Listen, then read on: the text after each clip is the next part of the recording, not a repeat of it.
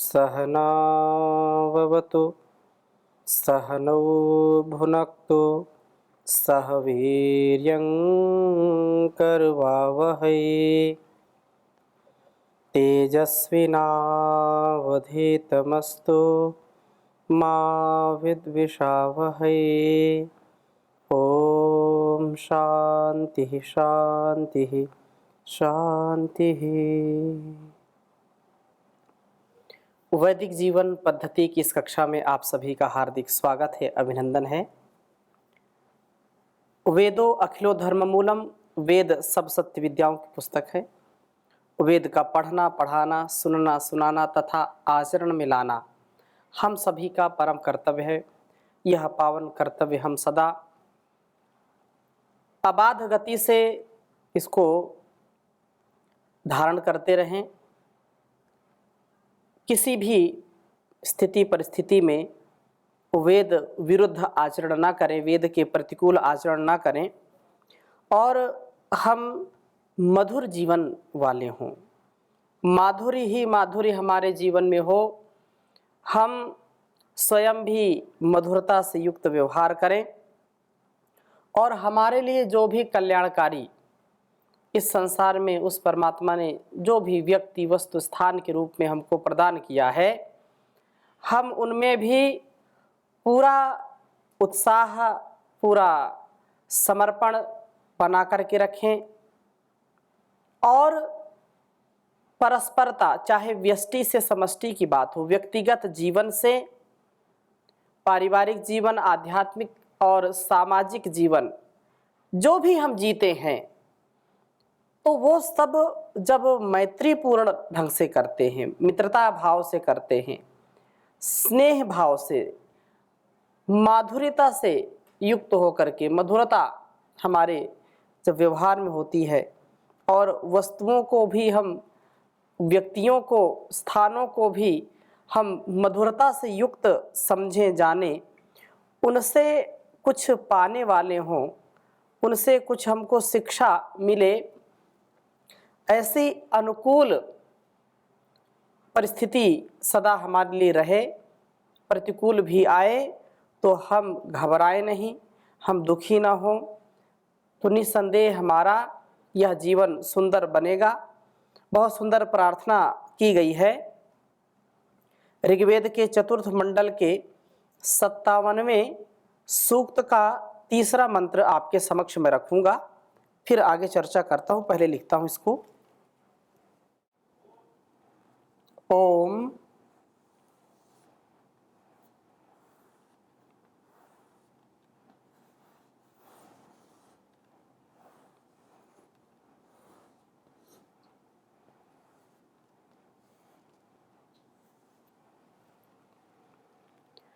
मधुमती रोषधिर्द्यावा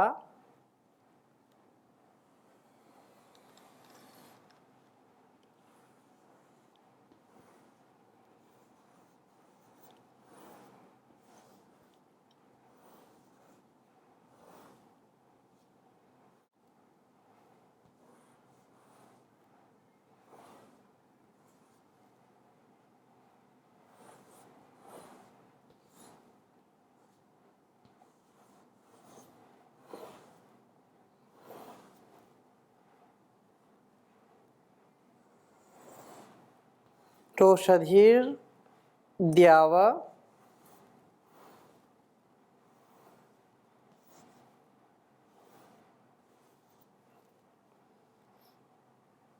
आपो मधुमन्नो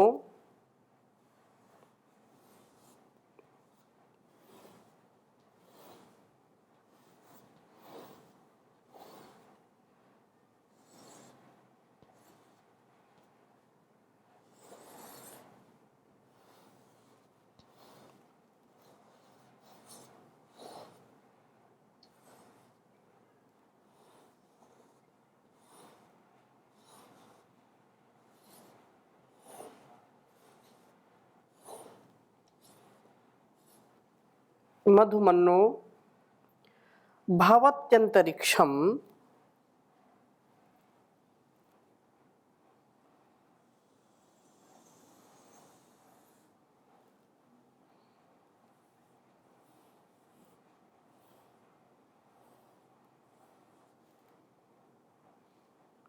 भवत्वंतरिक्षम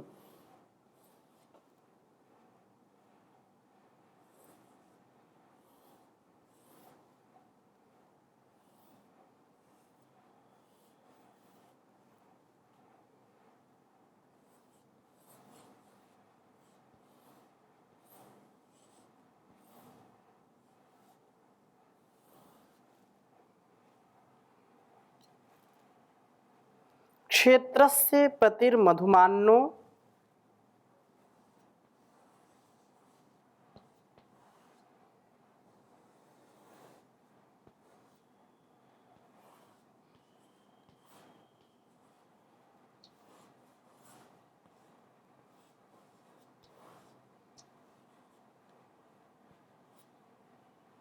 क्षेत्रस्य प्रतिर्मधुमान्नो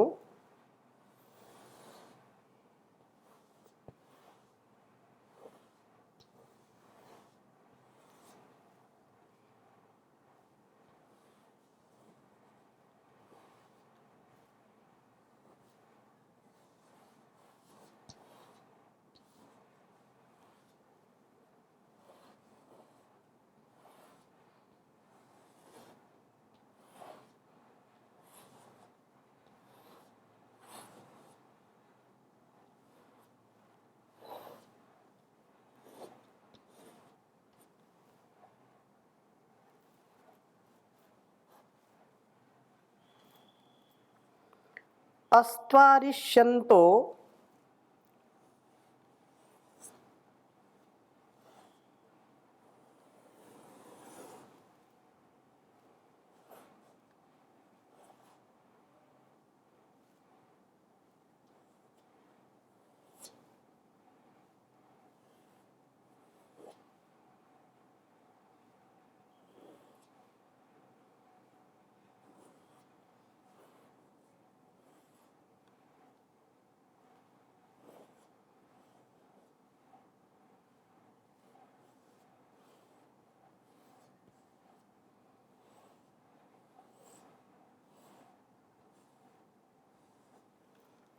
अस्त्वरिष्यन्तो अन्वेनं चरेम।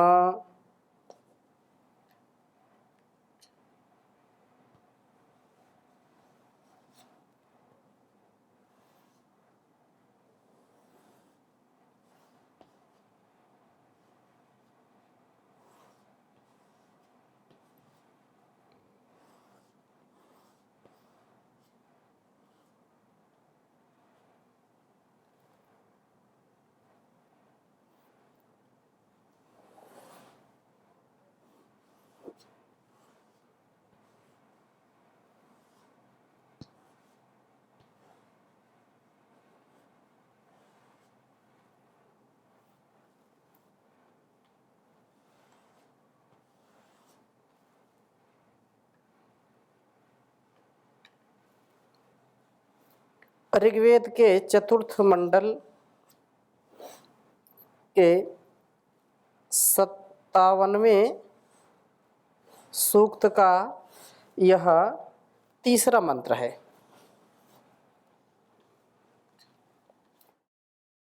ओम मधुमतिरोषधीर्द्यावा आपो मधुमन्नो भवत्वन्तरिक्षम् क्षेत्रस्य प्रतिर्मधुमान्नो अस्त्वाविरिष्यन्तो अन्वेनं चरेम।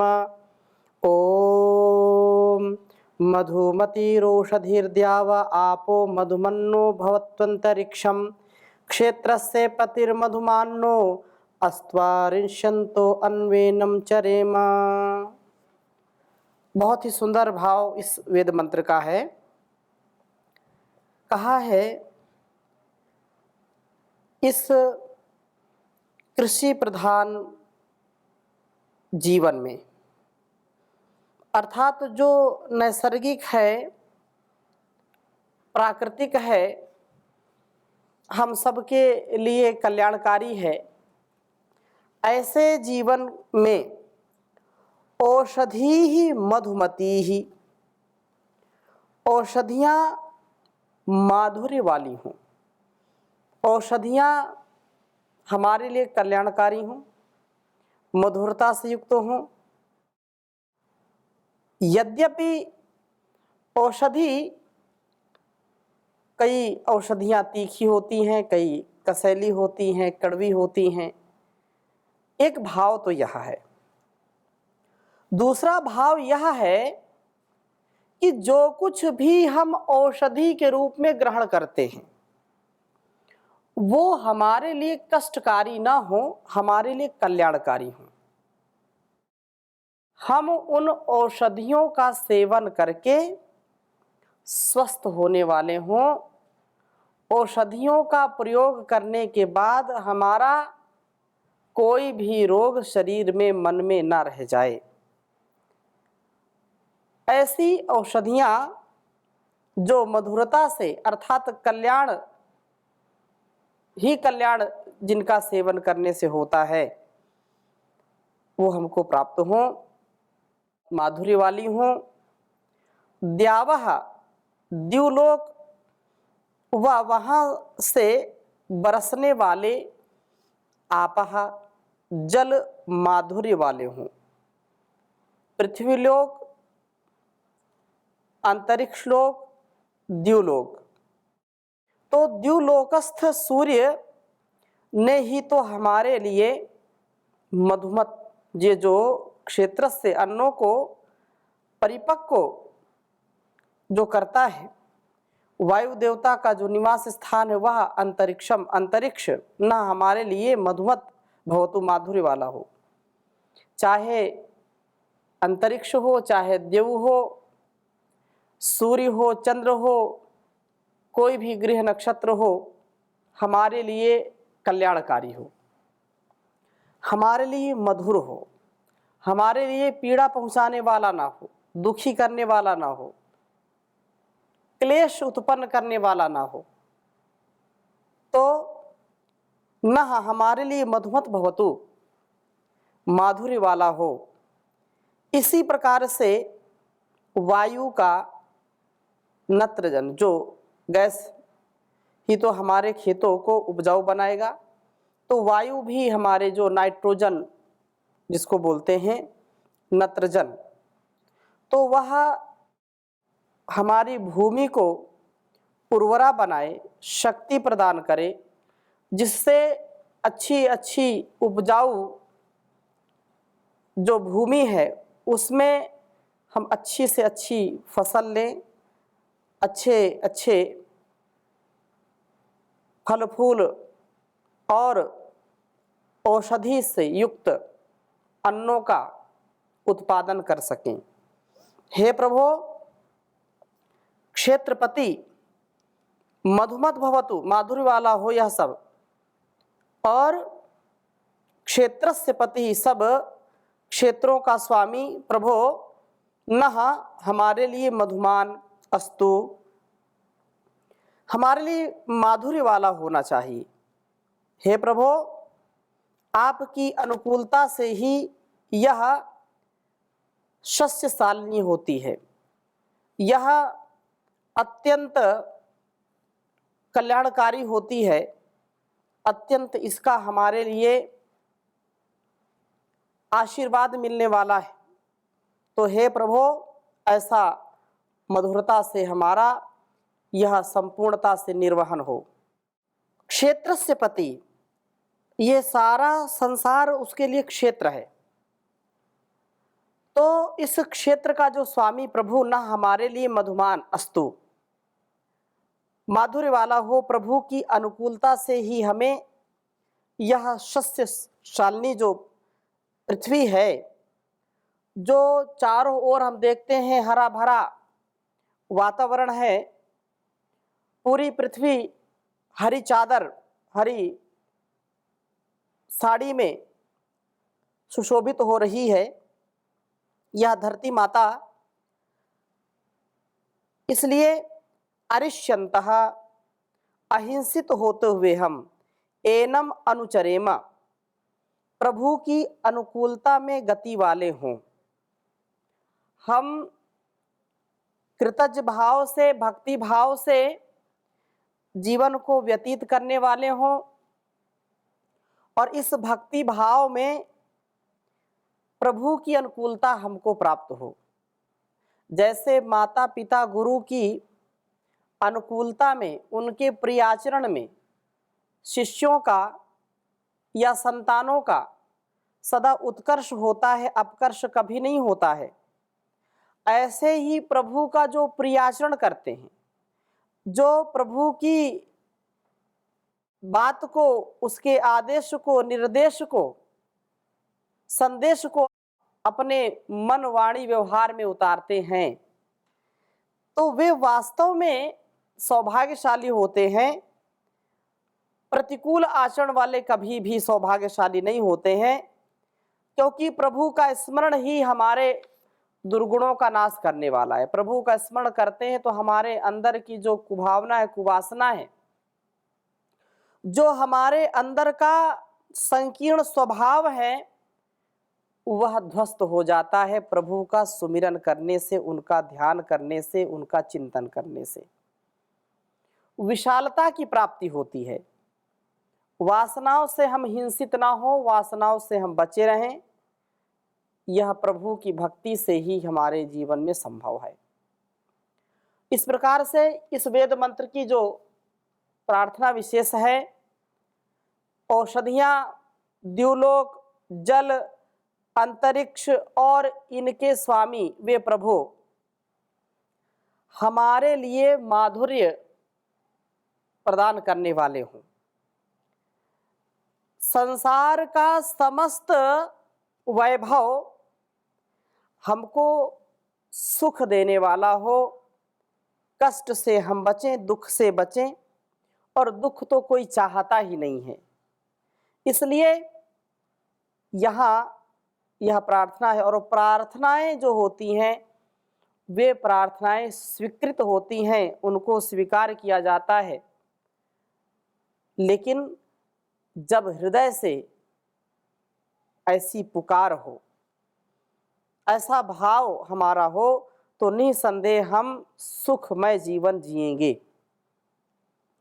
और इसी प्रकार कहा है चौथे मंत्र में भी कि हमारे जो भी संबंध हों, जो भी हमारे अंग संग जीने वाले पशु पक्षी हों, वे सब हमारे लिए कल्याणकारी हों, सब मधुरता से युक्त हों, सुखकर हों, सुखकारी हों। चाहे हाथी, घोड़े, गाय, बकरियां, रस्सी, चाबुक, जो कुछ भी है इसमें कहा, वो सब हमारे लिए सुख की वृद्धि करने वाले हों, कभी भी उनसे हमको दुख ना मिले। और पांचवें मंत्र में कहा, ओम सुनासीरा विमाम वाचम जुषेथाम यद्विचक्रतु पयः तेने माम उपासिंचतम। ये कहा कि सुनो वायु, सु एति अंतरिक्षे सीरः आदित्यः। कहा कि सुना सीरव, वायु और सूर्य, इमाम वाचम जुषेथाम, हमारी इस वाणी का प्रीति पूर्वक सेवन करें। यत दिवी, द्युलोक में, पयः चक्रथु, जल को करे, और तेन, उस जल को या उस जल से, इमाम, इस भूमि को, उपसिंचितम, सींचे। सूर्य से ही हमको जल मिलता है, सूर्य ना हो तो जल नहीं हो सकता, वृष्टि नहीं होगी। तो सूर्य हमारा जल का वृष्टि कराने वाला है, जल का प्रापक है, वो प्राप्त कराने वाला है।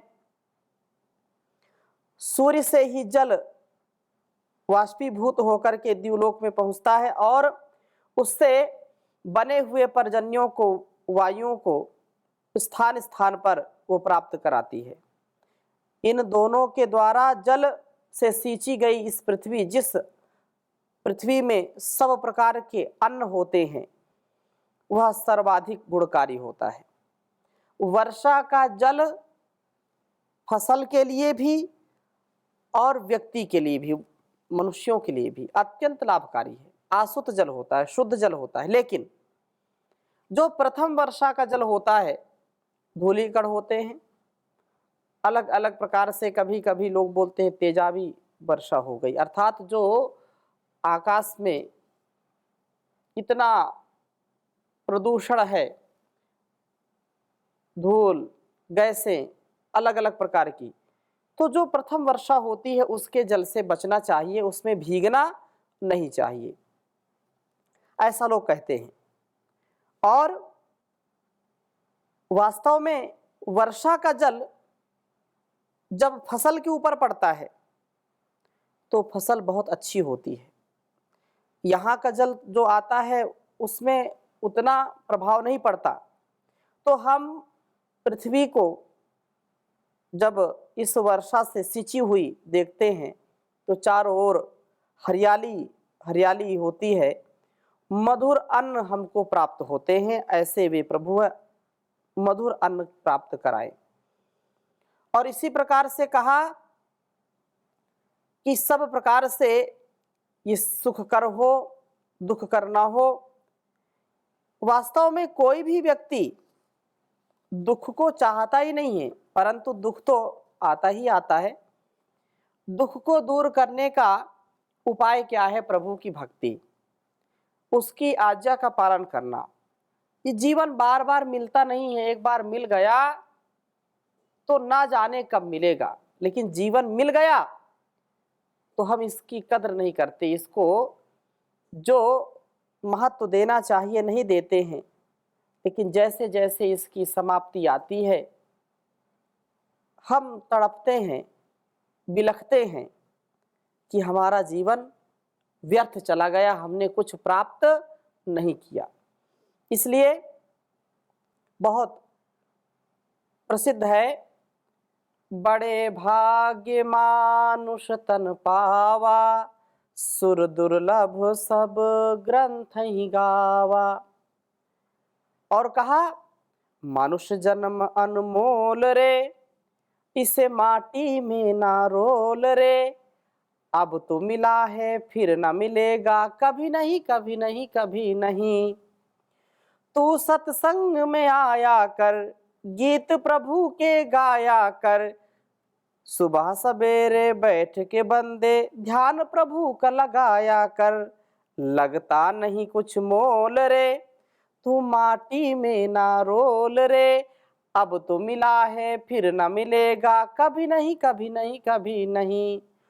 तू है बुलबुला पानी का, मत कर गर्भ जवानी का। नेक कमाई कर ले रे बंदे, पता नहीं जिंदगानी का। तू सबसे मीठा बोल रे, तू माटी में ना रोल रे। अब तो मिला है फिर न मिलेगा, कभी नहीं कभी नहीं कभी नहीं। मतलब का संसार है, नहीं इसका एतबार है। संभल संभल कर पाँव धरो, फूल नहीं अंगार है। तू पूरा पूरा तोल रे, तू माटी में ना रोल रे। अब तो मिला है फिर न मिलेगा, कभी नहीं कभी नहीं कभी नहीं कभी नहीं कभी नहीं कभी नहीं। ओम शांति शांति शांति।